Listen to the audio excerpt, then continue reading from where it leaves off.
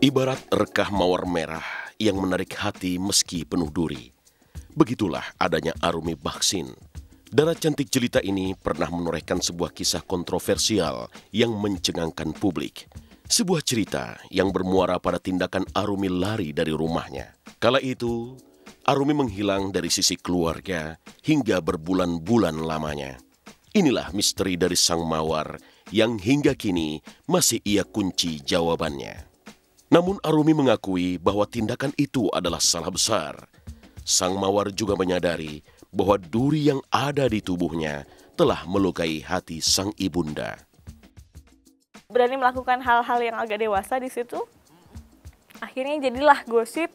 Terus juga mama akhirnya, jadi harus kamu, makanya gitu, dia bilang, kan udah dibilangin apapun yang kamu ambil,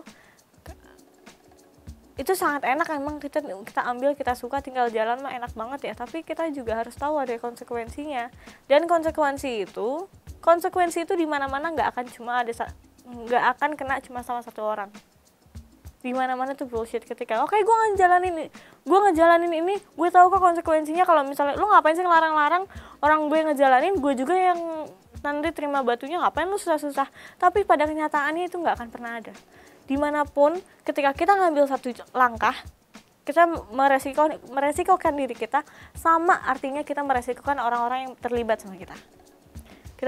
Kalau dalam konteks ini gue meresikokan keluarga, adik-adik gue, jadi karena orang sangat mudah menjudge kan, jadi sangat pandangannya gimana nih gitu kan nanti gitu.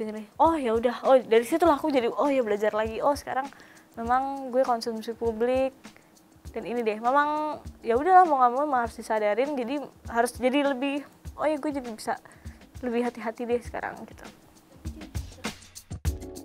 Bongkah masalah yang ada dalam kehidupan Arumi telah membawa sang Dara pada berbagai dugaan juga tuduhan bahwasannya dia pergi dari rumah karena urusan cinta.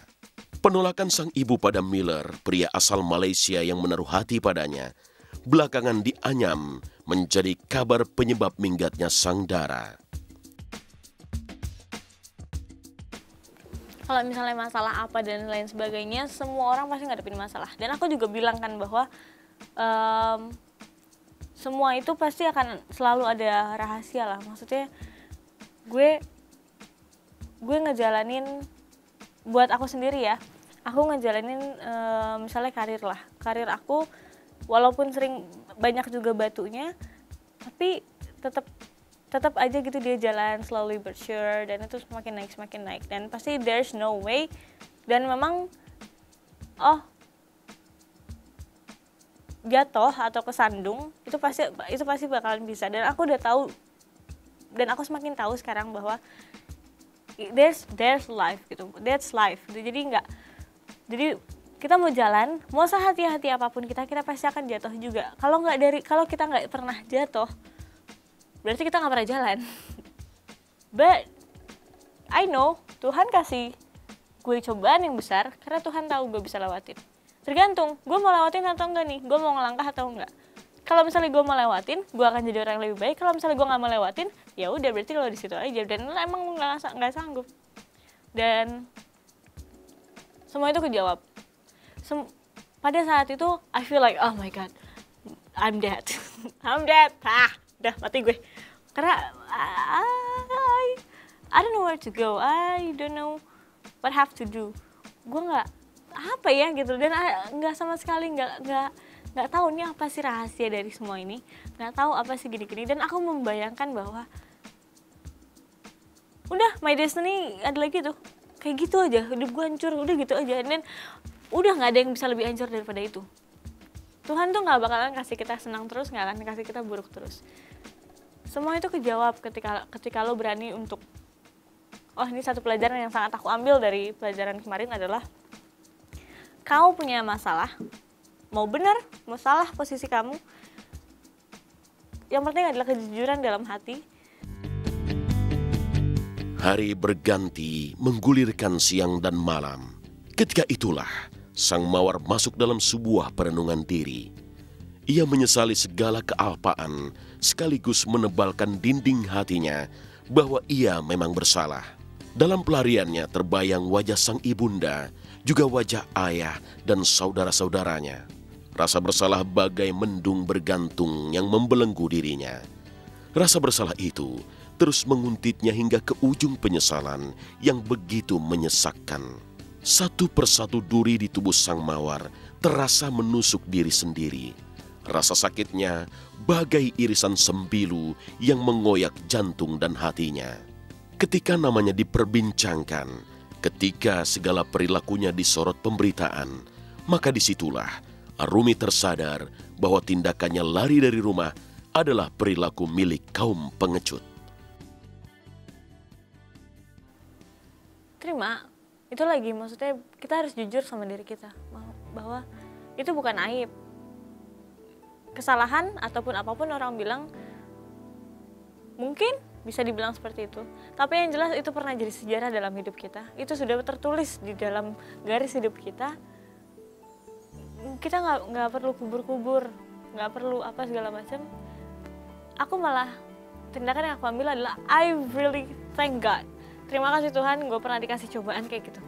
Terima kasih ya Allah, gue pernah dikasih cobaan kayak gitu. Karena dari situ gue tahu diri gue. Gue semakin tahu diri gue. Dan gue semakin tahu kelemahan gue semakin tahu kebaikan gue. So dan itu membuat diri gue lebih baik. Jadi gitu, kalau for me, now yang paling penting adalah kejujuran sama diri sendiri. Tidak pernah takut sama diri apapun, yang penting kita harus kenal siapa diri kita.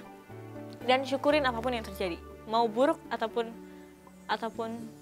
baik, yang udah terjadi itu yang membentuk diri kamu. Karena saat-saat yang paling baik untuk mengenal diri kamu adalah ketika kamu punya masalah. Ketika kamu punya masalah, that's it. Your heart, your everything. Penyesalan adalah nadi akhir dari setiap kesalahan manusia. Arumi tersadar bahwa apa yang ia lakukan kepada keluarga telah menghujamkan persepsi negatif pada dirinya. Ketika hujan tudingan makin menghebat, Arumi memilih diam, sediam-diamnya. Sebuah diam yang mengusung banyak multitafsir pada Arumi. Ketika kita, kemarin kok gue gini ya, harusnya kan gue gini, harusnya kan gue gini. Itu yang menghancurkan. Berarti kita nyesal apa yang sudah pernah kita lakukan dan apa yang terjadi. Sedangkan we can do anything about that. Itu udah masa lalu dan kita udah ngelakuin. 1 detik yang lalu aja gue gak bisa clear apa yang udah gue omongin, apalagi yang gue lakuin, apalagi yang gue omongin, apalagi yang gue perbuat gitu kan. Jadi jangan pernah nyesal, jangan pernah gue pasti akan lebih baik kalau gue kayak gini. Jangan pernah nyesal, syukurin aja itu, petik semua pelajarannya, jadiin itu bekal buat melangkah ke depan.